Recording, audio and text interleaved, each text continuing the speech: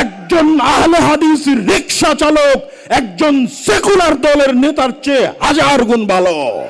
যেখানে অন্যরা চুপ থাকে সেখানে একজন আহলে হাদিস এগিয়ে আসে। শুনুন অগ্নিঝরা বক্তব্য আব্দুল্লাহ বিন আব্দুর রাজ্জাকের কণ্ঠে। একজন আহলে হাদিস রিকশা চালক একজন সেকুলার দলের নেতার চেয়ে হাজার গুণ ভালো। একজন আহলে হাদিস মুচি এবং মজুরি একজন ন্যাশনালিস্ট দলের সেকুলার দলের নেতার চাইতে, ছাত্র আন্দোলনের নেতার চাইতে লক্ষ কোটি গুণে ভালো।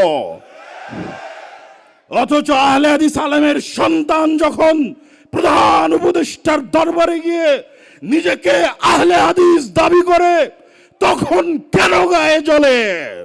আব্দুর রাজ্জাক বিন ইউসুফ কোনদিন বাংলার মাটিতে শিরক এবং বিদআতের সাথে আপোষ করেনি।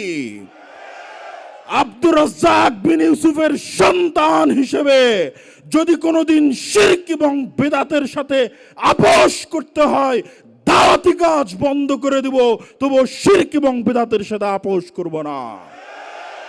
এই আপোষহীন মানসিকতার নাম আহলে হাদিস। আর একজন আহলে হাদিস আলেমের সন্তান হিসেবে, আহলে হাদিস আকীদা লালনকারী হিসেবে পৃথিবীর যে প্রান্তে আমাকে উপস্থিত করা হোক না কেন, পৃথিবীর যে কোনো জায়গায় আমাকে ডাকা হোক না কেন, সেই প্রত্যেক জায়গায় আমি নিজেকে আহলে হাদিস বলেই পরিচয় দিব। আর গর্বের সাথে বলতে চাই যে একটা সেকুলার পার্টির নেতার চাইতে, লালন মতবাদে বিশ্বাসী নেতার চাইতে একজন আহলে হাদিস রিকশা চালক, একজন আহলে হাদিস দিন মজুর, যার আকীদা সালাফি, যার বিশ্বাস সঠিক, সে বেশি ভালো, বেশি কল্যাণকর আল্লাহ সুবহানাহু ওয়া তাআলার নিকটে। অতএব আহলে হাদিসদেরকে আপোষকামী মনোভাব থেকে বের হয়ে আসতে হবে। এই আপোষকামী মনোভাবের কথা আল্লামা আব্দুল্লাহিল কাফি আল কুরাইশি তার ইনফেরিয়রিটি কমপ্লেক্স আহলে হাদিস পরিচিতি বইয়ের মধ্যে তুলে ধরেছেন। সম্মানিত উপস্থিতি, আহলে হাদিসদের আপোষহীন হতে হবে, নিজেকে নিয়ে গর্ব করতে শিখতে হবে, আহলে হাদিস জাতিকে নিয়ে গর্ব করতে শিখতে হবে। আহলে হাদিস পরিচিতির মধ্যে আহলে হাদিসদের কি দায়িত্ব এবং কর্তব্য, তার গুরুত্বপূর্ণ দিক নির্দেশনাও আল্লামা আব্দুল্লাহিল কাফি আল কুরাইশি রাহিমাহুল্লাহ দিয়ে গেছেন। আমি আমার সংক্ষিপ্ত বুঝ অনুযায়ী যেটি বুঝেছি, যে আমরা যদি ইসলামকে রাষ্ট্র ক্ষমতায় প্রতিষ্ঠিত করতে চাই, তাহলে আমাদের রাষ্ট্র ক্ষমতায় প্রতিষ্ঠিত হওয়ার যোগ্য হতে হবে, যা আমার প্রত্যেক বহু বক্তব্যে আপনাদের সামনে তুলে ধরেছি। ন্যায়পরায়ণতা, ন্যায়ের আন্দোলন করতে হবে নিজের জায়গায়, নিজের পরিবারে, নিজের সমাজে, প্রত্যেক ক্ষেত্রে ন্যায়ের আন্দোলন করতে হবে।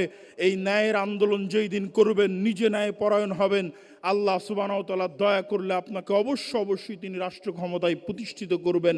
তবে আগে ন্যায়পরায়ণ হয়ে রাষ্ট্র ক্ষমতায় যাওয়ার যোগ্য হতে হবে। আল্লাহ সুবহানাহু ওয়া তাআলা আহলে হাদিসদেরকে সেই তৌফিক দান করুক, আল্লাহুম্মা আমিন। এবং আহলে হাদিসদেরকে কেউ যেন ক্ষমতার লোভ দেখিয়ে তাদের ঈমান, আকীদা এবং আদর্শ নিয়ে ছিনিমিনি না খেলতে পারে।